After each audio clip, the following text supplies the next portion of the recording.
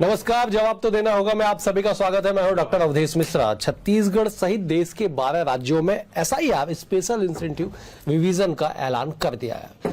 छत्तीसगढ़ के 2 करोड़ 3 लाख मतदाताओं का पुनरीक्षण होगा। उनसे दस्तावेज मांगे जाएंगे। 2003 के आधार के बाद जितने मतदाता बढ़े उन तमाम का रिवीजन किया जाएगा।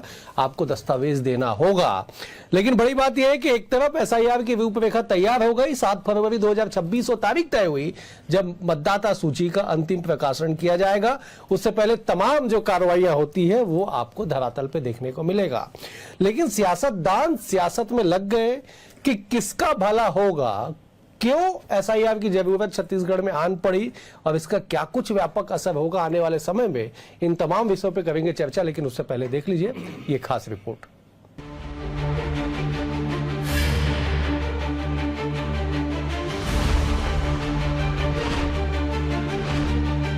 छत्तीसगढ़ में अब वोटर लिस्ट की सर्जरी शुरू हो चुकी है।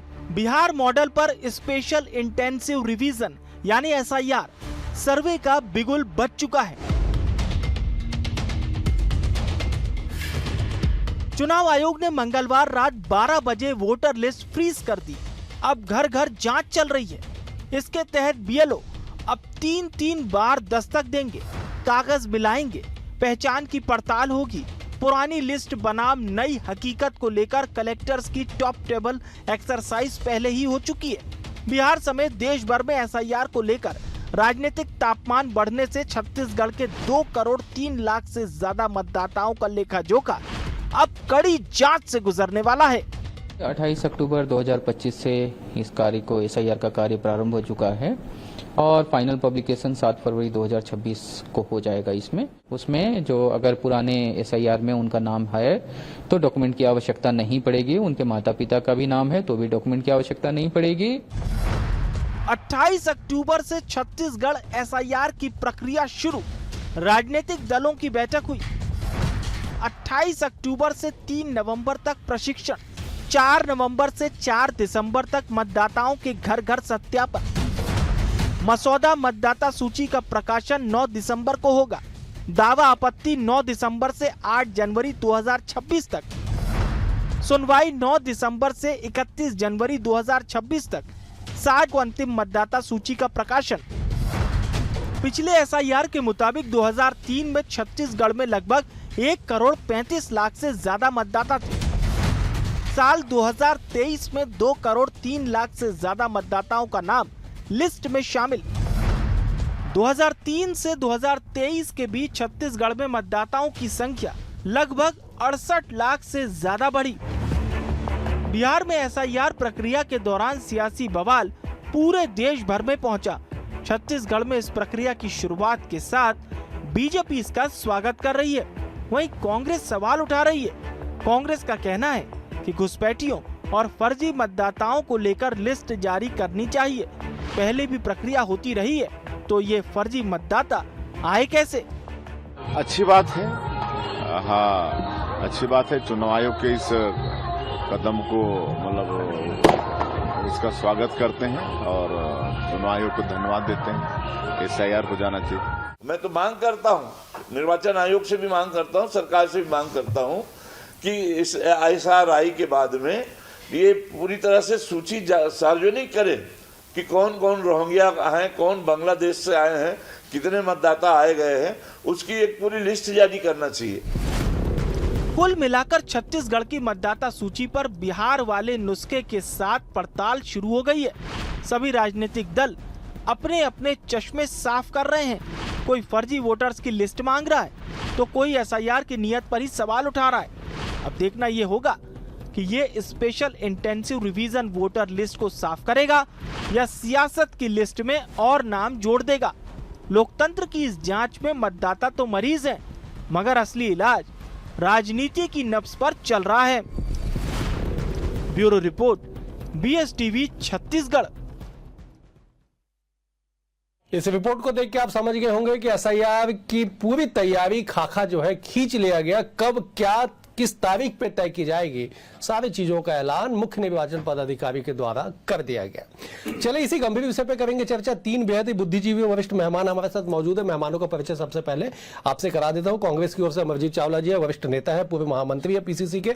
अमरजीत जी बहुत स्वागत है आपका। कांग्रेस बीजेपी की ओर से श्रीचंद सुंदरानी जी है, वरिष्ठ नेता है, विधायक रह चुके। सुंदरानी जी बहुत स्वागत है आपका।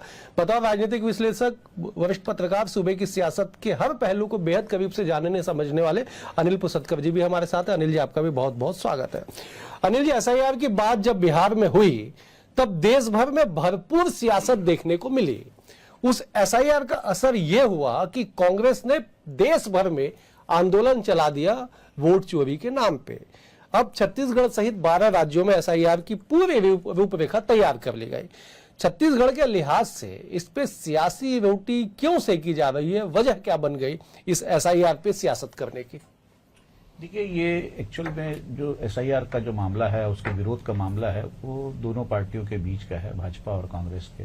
केंद्र सरकार में एनडीए की सरकार है, तो उन्होंने इसको जो ऑर्डर है उनके सरकार में हुआ, तो उसको स्वाभाविक रूप से जो है कांग्रेस ने उसका विरोध करना चालू किया, जो इंडी ब्लॉक जिसको कह सकते हैं। और बिहार में चुनाव थे। देखिए, बिहार में जब इसकी घोषणा हुई उसके बाद जिस तरीके से जो कैंपेन चला, वोट चोर, गद्दी छोड़ और दुनिया भर की बात हुई, सुप्रीम कोर्ट तक मामला गया। सुप्रीम कोर्ट ने भी अगर इसमें कोई प्रक्रिया गलत होती तो उस पर वो रोक लगाती, रोक नहीं लगाई। हाँ, कंडीशंस जरूर के, उनके जो ऑब्जेक्शंस थे वो उन्होंने एक्सेप्ट कर लिए। भाई, आधार कार्ड और सारे जो डॉक्यूमेंट्स में उसको जो लिस्ट में आना चाहिए। उसके बाद तो जो एसआईआर चलता रहा, एसआईआर हो गया, चुनाव उसी आधार पे हो रहा है। और आज जो है बिहार से एसआईआर का मुद्दा गायब हो गया, लेकिन छत्तीसगढ़ में मुद्दा आ गया, क्योंकि बिहार में अब चुनाव अंतिम चरणों में है, मतलब वहां पे अब संपन्न होना है, मतदान की प्रक्रिया करीब आ गई।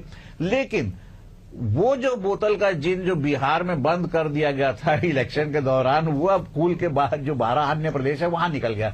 सबसे ज्यादा इसका असर आपको देखने मिलेगा बंगाल, तमिलनाडु और केरल में। छत्तीसगढ़ में बहुत ज्यादा असर देखने इसलिए नहीं मिलेगा क्योंकि यहां पर मुस्लिम जो है आबादी भी बहुत कम है, और दूसरे हमारे यहाँ चुनाव भी अभी 3 साल बाद है। लेकिन उसके बावजूद भी क्योंकि कांग्रेस की पार्टी लाइन ये है कि इस जो स्क्रीनिंग जो हो रही है जो वोटर लिस्ट की, उसका विरोध करना है, इसलिए विरोध करना है। अमरजीत जी, जरा बताइए कि क्या केवल विरोध करना है इसलिए विरोध किया जाएगा, या वास्तविक में आपको लगता है कि इसके पीछे कुछ सियासी खेल खेलने की कोशिश की जाएगी?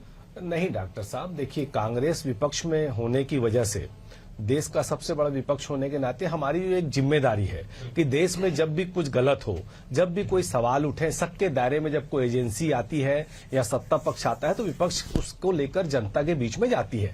अभी जो एसआईआर की जितने भी मामले आए, चाहे वो कर्नाटक का मामला हो, मध्य प्रदेश का हो, महाराष्ट्र का हो, हरियाणा का हो, चाहे बिहार का हो, और कुछ जगह छत्तीसगढ़ में भी, हमने जो आपत्तियां की थी, अगर चुनाव आयोग उस आपत्तियों का जवाब दे देता, हमें डिजिटल आंकड़े दे देता, तो ये नौबत ही नहीं आती। देखो, एसआईआर मतलब स्पेशल इंटेंसिव रिवीजन, इसमें मतदाता सूची की दोबारा जांच होती है और संशोधन होती है। पर हो क्या रहा है कि राजनीतिक टूल्स के तौर पे भारतीय जनता पार्टी, जब ऐसा हमको लगने लगा कि वो राजनीतिक दुरुपयोग कर रही है और चुनाव आयोग की आड़ में अपने समर्थकों का नाम जोड़ना और विपक्ष के समर्थकों का नाम काटना, खासकर उन एरिया पे जहां पर कांग्रेस के कोर ग्रुप वोट देने वाले लोग हैं, तो हम लोगों को ये लगता है कि ये मतदाता सूची नहीं, लोकतंत्र की सफाई का अभियान भारतीय जनता पार्टी चुनाव आयोग के साथ मिलकर चला रही है। सवाल यह है कि मतदान के अधिकार की जो पवित्रता है वो अगर खतरे में है तो चुनाव आयोग पूरी पारदर्शिता के साथ विपक्ष के सवालों का जवाब क्यों नहीं दे रहा है? क्या अब वोटर लिस्ट भी चुनाव आयोग के सहयोग से भाजपा का राजनीतिक हथियार बन चुकी? ये हमारे छोटे छोटे से सवाल थे, उसका सवाल का हमारे को जवाब नहीं देती।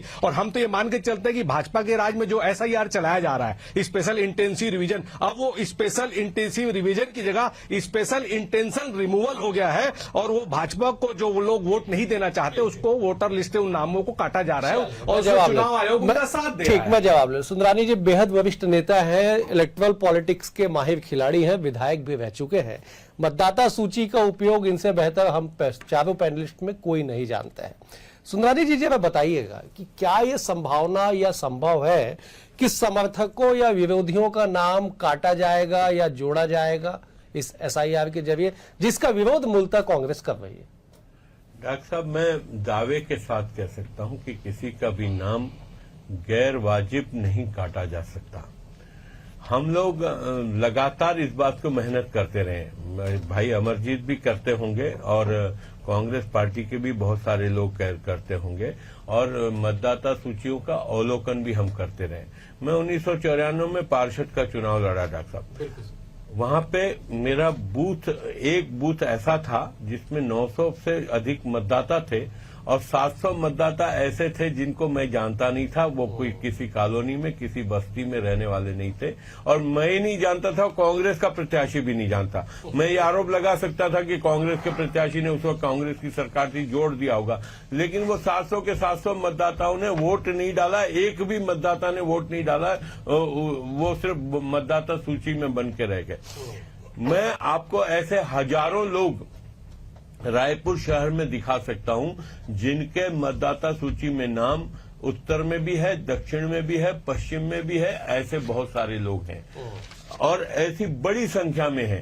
मैं आपको बता रहा हूं, मैं विधायक रहा हूं। जब बीएसयूपी के मकानों को शिफ्ट करना था, झुग्गी बस्तियों को शिफ्ट करना था, मैंने कम से कम 5 बार पत्र लिख के दिया चुनाव अधिकारी को। वे नाम तो उधर जुड़ जाते हैं लेकिन जहां से कटने चाहिए वहां से नहीं कटते।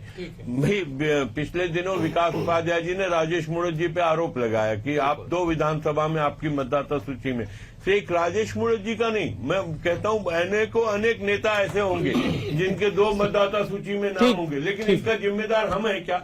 आज मैं मान लो किसी 2 मतदाता सूची में मेरा नाम होता है और मैं इलेक्शन लड़ता हूँ, इलेक्शन जीत जाता हूँ, वो पिटीशन का मामला बनता है। ये क्या ये सारे सुधार नहीं होने चाहिए क्या?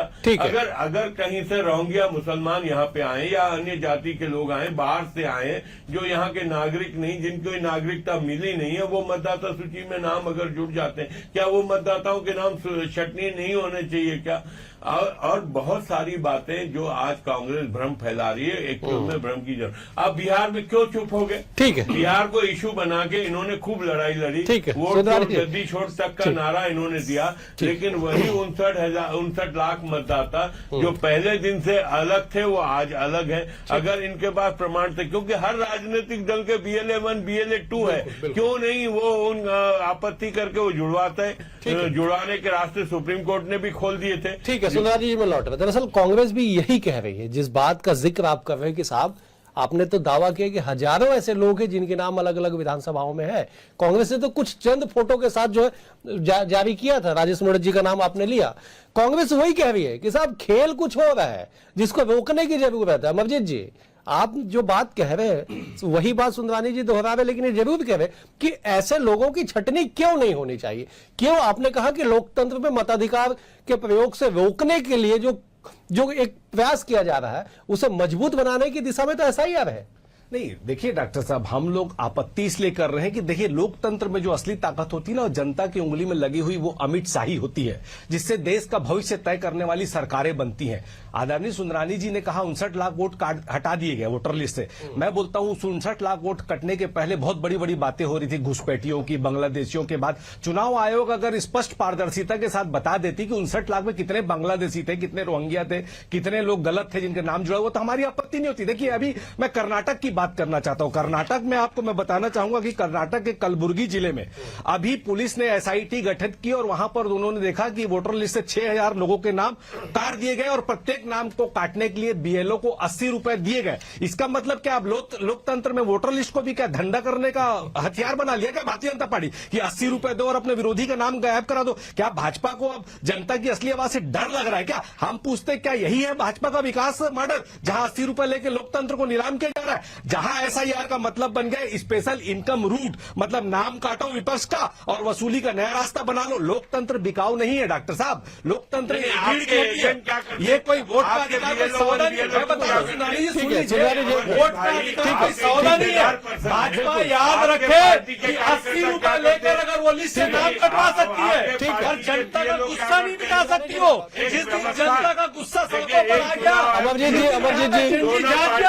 जनता का गुस्सा भारतीय जनता पार्टी को, ठीक है, बिल्कुल सही सुंदरानी जी बात, ठीक है अमरजीत जी आ रहा हूं, अमरजीत जी ठीक है अमरजीत जी बात, अमरजीत जी एक मिनट, ठीक है अमरजीत जी, ठीक है अमरजीत जी, ठीक है आपकी बात आ गई अमरजीत जी, मैं आ रहा हूँ अमरजीत जी, आ रहा हूँ मैं आपकी बातें आ गई, मैं आ रहा हूँ। मैं जब एक बार अनिल जी से समझना चाहता हूँ। अनिल जी, सुंदरानी जी कह रहे साहब आपके पोलिंग एजेंट तो बैठते हैं ना मतदान केंद्रों में, ठीक है, मान लीजिए बीएलओ भी होते हाँ हैं। ठीक है, बिल्कुल सर, बिल्कुल सुनवानी जी मारो, लगातार एक ठीक है, सरकारी बिल्कुल BLO बिल्कुल राजनीतिक दल का BLO होता है, ठीक उसकी है, ड्यूटी है बिल्कुल कि सर, जो ठीक है, गैर कानूनी रूप से बिल्कुल मतदाता बिल्कुल के सुनवानी नाम जी, काटे ठीक उसको जुड़वा है। सकता है। मैं वही अपने दर्शकों को मैं जब अनिल जी के जरिए समझाने की कोशिश करता हूं, अनिल जी जब समझाइएगा कि साहब बीएलओ भी होता है राजनीतिक दल का, पोलिंग एजेंट भी होता है राजनीतिक दल का, दोनों राजनीतिक दल का, निर्दलीयों का भी होता है। मान लीजिए कि अनिल पुसतकर के नाम 2 जगह पे मौजूद है, उत्तर में दक्षिण में, आपने एक जगह मतदान कर दिया, दूसरी जगह मतदान करने जाएंगे तो क्यों नहीं रोकेगा आपको राजनीतिक दल का कार्यकर्ता?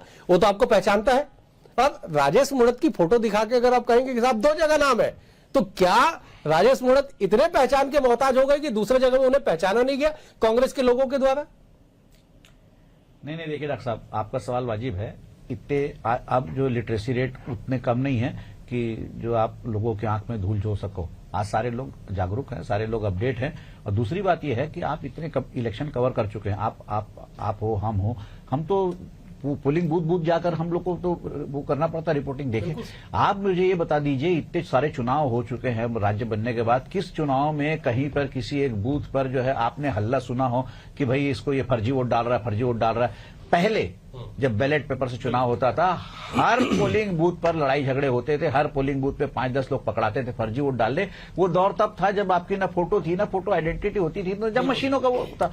अब सवाल इस बात का उठता है कि मेरा अगर नाम 2 जगह भी है तो मैं एक जगह वोट डाल सकता हूं, चाहे यहां चाहे वहां। दूसरी जगह तो मैं वोट नहीं डाल सकता, क्योंकि एक तो मेरे हाथ पर अगर उस शाही पर भी भरोसा नहीं है आपको, तो फिर आपको किसी पर भरोसा नहीं होगा। दूसरी बात जो अमरजीत कह रहे हैं कि 80 रुपए लेकर जो वोट काट रहे हैं, तो देखिए, वोट काटना और जोड़ना ये और जो सूची बनाना, ये इलेक्शन कमीशन का काम नहीं है। इलेक्शन कमीशन ये जो सूची बनवाता है, सारी की सारी गवर्नमेंट एजेंसी से जो है, जिस स्टेट में हो, जिस स्टेट का इलेक्शन कमीशन हो, उस स्टेट के इलेक्शन जो गवर्नमेंट से वो कर्मचारी डेपुटेशन पे लेता है। उस जो स्क्रीनिंग जो काम होता है या मतगणना की होती है, जब मतदाता सूची बनाने का काम होता है, वो सरकारी कर्मचारी करते हैं। तो आप मुझे ये बताइए, कहां पर किसको आप कौन सा सरकारी कर्मचारी 80 रुपए मिलेगा? कर्नाटक में कांग्रेस की सरकार है। दूसरी बात यह है कि आपने आज तक जो है किस कर्मचारी को ऐसा गलत नाम जोड़ने और काटने के नाम पे सजा दी? और फिर जी कह रहे मैं तो 4 पत्र लिखे, लेकिन नाम मैं आप ही का नाम ले रहा हूँ। आप नाम तो जुड़ गया लेकिन कटा नहीं कहीं से। वो दूसरे विधानसभा में नहीं जुड़ गए, लेकिन वो मेरे विधानसभा से नहीं कटे थे। वही बता रहा हूं मैं, आपके 4 पत्र लिखने के बाद भी नाम नहीं कटे, तो आपने क्या किया? कौन सा धरना दिया, कौन सा प्रदर्शन किया? सरकार किसकी थी? सरकार पे आप आरोप लगाते, कर्मचारी पर आरोप लगाते। अगर मैं कहता हूं मतदाता सूची में कोई गड़बड़ी होती है, उसके लिए जिम्मेदार उस क्षेत्र का अगर कर्मचारी जिसने वो मतदाता सूची तैयार की गई है, उसके खिलाफ अगर सजा का प्रावधान हो जाएगा तो ये मतदाता सूची पे उंगलियां उठना बंद हो जाएगी। बेहद गंभीर बात आपने। सुंदरानी जी जरा जवाब दीजिएगा। आपने अपना ही उदाहरण दिया कि साहब मैंने 4 पत्र लिखे लेकिन नाम जुड़ तो गया, लेकिन मेरे विधानसभा से कटा नहीं। कांग्रेस वही कह रही है ना कि साहब किसके नाम काटे सार्वजनिक कर दीजिए, दे दीजिए आप डिजिटल डेटा, झंझट ही खत्म, विवाद ही खत्म हो। आज कह रहे ना भूपेश बघेल जी कह रहे, सुंदरानी जी एक मिनट, आज भूपेश बघेल जी वही कह रहे ना कि साहब आप कहते हैं कि पाकिस्तान के बहुत लोग हैं, रोहिंग्या लोग हैं, दूसरे दीगर राज्यों से आए ऐसे लोग हैं जो घुसपैठियों की तरह रहते हैं, आप नाम काट देते, दे दीजिए सार्वजनिक डेटा, क्या दिक्कत है उसमें? नहीं देंगे ना, एक बार अंतिम प्रकाशन तो हो जाए। अब ये कर्नाटक का अमरजीत भाई उदाहरण दे रहे, तो कर्नाटक में तो कांग्रेस की सरकार है पिछले 3 सालों, इसीलिए सच्चाई सामने आ गई। नहीं सच्चाई क्या, अगर आपकी सरकार रहते हुए 80 रुपए में नाम काटे और जोड़े जा रहे हैं, तो ये दुर्भाग्य हमारा नहीं है, ये आपके पार्टी का दुर्भाग्य है, आपकी सरकार का दुर्भाग्य है। और जहां तक मैं आपको बताऊं डॉक्टर साहब, बहुत सारी बहनें जो शादी होके गई हैं, वे भी मतदाता सूची में मिली। मेरी बेटी की शादी 10 साल पहले हुई है, उस बेटी का नाम आज भी यहाँ की मतदाता सूची में है। उसने वोट नहीं डाला कभी, लेकिन नाम तो जुड़ा है। ऐसे हजारों हजार एक विधानसभा में आपको लोग मिलेंगे, या तो जिनकी मृत्यु हो गई वो भी नाम जुड़े हुए हैं, जिनकी शादी हो गई वो भी लेकिन सुंदरानी जी, अनिल जी वही कह रहे हैं ना कि साहब नाम जोड़ने के लिए कोई चमत्कारिक सिस्टम तो नहीं लगा हुआ है, कोई मशीन तो डेवलप है नहीं कि आप जाकर चेहरा दिखा दीजिए आपका नाम कटिया जुड़ जाएगा।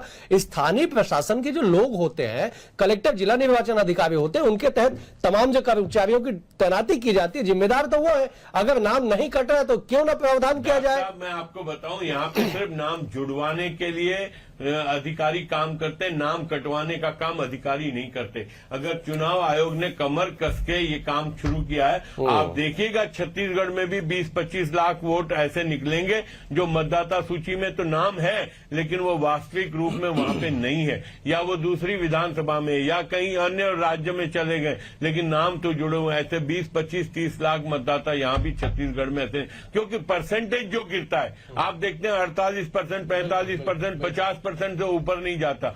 तब हम लोग, आप ही लोग मीडिया वाले कहते हैं कि देखो मतदाताओं में कोई रुचि नहीं रही, मतदान के प्रति कोई लोगों में उत्साह नहीं रहा। बहुत सारी एजेंसियां मतदान करने के लिए प्रेरित करती है लेकिन दुर्भाग्य से वोटिंग इसलिए नहीं होती कि मतदाता सूची में गड़बड़ियां हैं। वो अगर ठीक हो जाए, और यही काम चुनाव आयोग कर रहा है, निश्चित रूप से कांग्रेस को तब तक उंगली नहीं उठाना चाहिए जब तक कोई त्रुटि न पकड़ ले। संदेह के आधार पे आप चुनाव आयोग को कोसते रहोगे तो व्यवस्थाएं कभी नहीं सुधरेगी। भारतीय जनता पार्टी की सरकार है केंद्र में, अगर उसके बाद ये बीड़ा चुनाव आयोग ने उठाया तो निष्पक्ष होगा।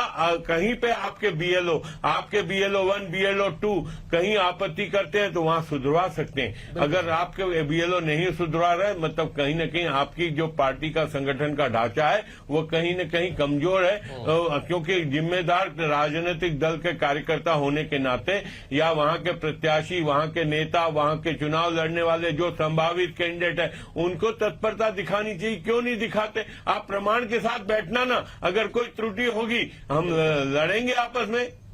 ठीक है, लेकिन दिक्कत ये भी है ना साहब, आप कह रहे हैं अच्छी बात है कि 40%, 50%, 70% तक मतदाताओं का जो रुझान आता है, जो अंतिम आंकड़े आते हैं उसको लेके बड़ी चर्चाएं होती है। लेकिन साहब महाराष्ट्र में तो तय मतदाता से ज्यादा मतदान हो गया, उस पर तो कोई जवाब आया नहीं। अमरजीत जी जवाब दीजिए आप जरा। देखिए डॉक्टर साहब, ये नौबत क्यों आई? आज सुंदरानी जी ये भूल गए कि 11 साल से केंद्र में मोदी जी की सरकार है और चुनाव आयोग केंद्र सरकार के अधीन होता है। ये शक का दायरा कहां हुआ? जब महाराष्ट्र में 4 महीने में 1 करोड़ से ऊपर वोट जुड़ गए। जिन विधानसभा में हमको 50 हजार से ज्यादा की लीड मिली, 4 महीने बाद होने वाले लोकसभा चुनाव में हमारा सुपड़ा साफ हो गया। बिहार में हमने नहीं, लेकिन मैं आपको टोक रहा हूं, इस आंकड़े के साथ टोक रहा हूं। आपने अच्छी बात कही। 2018 का चुनाव परिणाम हम सबको अच्छे से याद होगा। अमरजीत जी आप बड़े पद पे थे उस समय, आपको भी याद होगा कि साहब 69 सीट कांग्रेस को जाती है विधानसभा, माफ कीजिए 65 सीट जाती है कांग्रेस को विधानसभा में, लेकिन लोकसभा में उन्हीं विधानसभाओं में से 48 पे हार होती है, केवल 1 सीट आती है कांग्रेस को। तभी तो हमारी आंखें खुली ना, तब हमने उसको पोस्टमार्टम करना चालू किया। तो ये सच्चाई है भाई, एक एड्रेस में अगर 150 मतदाता है, एक आदमी का नाम 6 जगह है। देखिए मैंने आपकी बात पूरी शांति से सुन लीजिए। ये लड़ाई का मुद्दा नहीं है, ये इस देश के लोकतंत्र को बचाने का मुद्दा है। मैं ये कहता हूँ कि जब हम सामान्य तरीके से कई राज्यों में शिकायत को लेकर हम चुनाव आयोग के पास जाते, आपने नए कानून ऐसे बना दिए कि अब चुनाव आयोग के ऊपर कुछ हो भी नहीं सकता। हमारे यहां से तब ताकत तो छीन ली। जब सुप्रीम कोर्ट में हमने याचिका दायर की, हम डिजिटल आंकड़े मांग रहे हैं, एसआईआर की प्रक्रिया को पारदर्शी कराने की मांग कर रहे हैं और सार्वजनिक निगरानी में किए जा रहे हैं, तो क्या गलती है? आप बगैर नोटिस के नाम काट दे रहे हो, फॉर्म 6, 7, 8 भरने वालों की पूरी सही जानकारी नहीं दे रही। ये क्या पूरा झूठ बोलते हैं। झूठ भी ऐसा बोलते हैं, देखिए घुसपैठियों की बात करके लगातार मुद्दा धर्मांतरण और घुसपैठिए का बनाते। मनमोहन सिंह जी की सरकार थी 2004 से 2014 तक, 88,792 घुसपैठियों को हमने पाकिस्तान और बांग्लादेश डिप्यूट किया था। 2014 से 2025 तक 11 साल में इनकी सरकार है और 8,943 घुसपैठियों को मोदी सरकार ने डिप्यूट किया पाकिस्तान और बांग्लादेश। तो ये इनकी सच्चाई। असल में एसआईआर की जरूरत पूरे देश में पारदर्शिता से कराने की जरूरत है, लोकतंत्र को बचाने की जरूरत है। और एक एसआईआर छत्तीसगढ़ में भारतीय जनता पार्टी के अंदर भी होनी चाहिए, ताकि सुंदरानी जी जैसे ईमानदार लोगों को जो किनारे करने का षड्यंत्र भारतीय जनता पार्टी कर रही है, वहां पर भी एक स्पेशल होना चाहिए। ठीक है अमरजीत जी, अमरजीत जी, ठीक है अमरजीत जी, किनारे नहीं करना। ठीक है अमरजीत जी, ठीक है अमरजीत जी, ठीक है और देश की जनता के साथ। फिर ऐसे में अमरजीत जी अगर कांग्रेस पार्टी में एसआईआर हो जाए फिर क्या होगा? नतीजा तो उसके लिए तैयार होना चाहिए ना। ठीक है, पारदर्शिता के साथ न्यायिक मूल्यों का सम्मान होना चाहिए। ठीक है अनिल जी, दरअसल एसआईआर एक ऐसा विषय है जिसमें हर दल तो चाहता है कि बेहतर हो, पारदर्शिता हो, लोकतंत्र की मजबूती के लिए और अधिक काम हो, लेकिन दोनों दल को शक होता है साहब, दोनों दल दलील दे रहे कि साहब हम निष्पक्ष है, आयोग ही गड़बड़। आयोग के लोग भी तो वही है ना। नहीं डॉक्टर साहब बिल्कुल सही बात है। आप देखिए, अगर क्रिस्टल क्लियर आपको वोटर लिस्ट चाहिए, आप ट्रांसपेरेंसी की बात कर रहे हो, तो जो ऑब्जेक्शन है उसको सुन लो, ऑब्जेक्शन को दूर करो। आप तो सरकारी एजेंसी हो भाई, चुनाव आयोग को तो चुनाव लड़ना नहीं है, चुनाव लड़ेंगे, भाजपा लड़ेगी या वो कांग्रेस लड़ेगी। आपको तो कम से कम इस बात का ख्याल रखना चाहिए कि मतदाता सूची जो आ रही है वो एकदम क्रिस्टल क्लियर होना चाहिए, उस पर कोई इफ और बट्स नहीं होना चाहिए, आपत्ति उठाने का मौका मत दो। अगर कांग्रेस कह रही कि भाई ये हमारे ऑब्जेक्शन है तो दे दो। देखिए सुप्रीम कोर्ट पे भी मामला गया, सुप्रीम कोर्ट में अगर आधार कार्ड को जोड़ने की बात अगर सुप्रीम कोर्ट ने कही तो कांग्रेस ने चिल्ला दिया कि हम गड़बड़ थी, लेकिन उसी सुप्रीम कोर्ट ने उस प्रोसेस को कंटिन्यू रखा, तो आपने क्यों नहीं माना कि ये बात सही है, एसआईआर होना चाहिए। एसआईआर होना चाहिए। और मैं आपको एक बात बता दूं, हमारे छत्तीसगढ़ में उड़ीसा के बहुत सारे लोग रहते हैं, और अब तो और दूसरे प्रांत से भी आ गए हैं, उनका नाम यहां पर भी है वहां पर भी है, तो अगर कटना है तो कटना चाहिए, इस पर किसको क्या तकलीफ है। और दूसरी बात, एक महत्वपूर्ण बात, जो रोहिंग्या की बात करते हैं या मुसलमान और पाकिस्तान की बात करते हैं, हमारे प्रदेश में तो है ही नहीं जी आपत्ति। अब कवर्धा को लेकर जिस तरह से चिल्लाया गया, तो क्या 60-70 लाख रुपए, 60-70 हजार रोहिंग्या घुस गए, ये घुस गए, तो क्या विजय शर्मा इतने वोटर्स जीतते क्या? कि अगर स्क्रीनिंग हो रही है तो होनी चाहिए। सुंदरानी जी 10 सेकंड में जवाब दीजिएगा। निर्वाचन आयोग ने 9 दिसंबर से 8 जनवरी तक 1 माह तक दावा आपत्ति के लिए वक्त निर्धारित किया है, लेकिन आप आश्वस्त कर दीजिए साहब कि ऐसा रिवीजन होगा। मैं इसलिए आपसे कह रहा आश्वस्त करने क्योंकि आपकी सरकार है, अधीनस्थ होती है आयोग। ऐसा इस बार सर्वे एसआईआर होगा जिसपे कांग्रेस या किसी भी विपक्षी दल को दावा आपत्ति करने के लिए बड़ी वजह ना मिले। आप स्पष्ट कर दीजिए कि सब चीज पारदर्शिता और अच्छे से होगा। देखिए, जहां तक दलों के नेताओं की अगर आरोप लगाने के पीछे ईमानदारी हो तो ऐसा कोई आधार नहीं मिलेगा, लेकिन दुर्भाग्य से हम आरोप लगाने के लिए आरोप लगाएंगे तो निश्चित रूप से मिल जाएगा। मैं तो सीधा सीधा कह रहा हूं कि हमको अपने कार्यकर्ताओं को मुस्तैदी रखना चाहिए, कार्यकर्ता निगरानी रखे, कोई गलत न, चुनाव का कोई भी अधिकारी कोई पक्षपात किसी के साथ न करे। ये जिम्मेदारी हम राजनीतिक, चलिए, हम सबकी जिम्मेदारी होनी चाहिए कि एसआईआर जब हो तो उसमें बढ़ चढ़ के हिस्सा ले, ताकि लोकतंत्र में सबसे बड़े ताकत मतदान की जब बारी आए, मतदाता सूची का जब प्रकाशन हो, तो हम कम से कम उसे कलंकित तो ना करें। इस बात का ध्यान न केवल राजनीतिक दलों को बल्कि समाज से जुड़े हर व्यक्ति को रखना चाहिए। फिलहाल आज के लिए इतना ही। आप तीनों मेहमानों का बेहद शुक्रिया। सुंदरानी जी आपका शुक्रिया, अनिल जी आपका शुक्रिया, अमरजीत जी आपका भी शुक्रिया। कल एक और विषय के साथ होगी मुलाकात। बने रहिए BSTV के साथ। नमस्कार।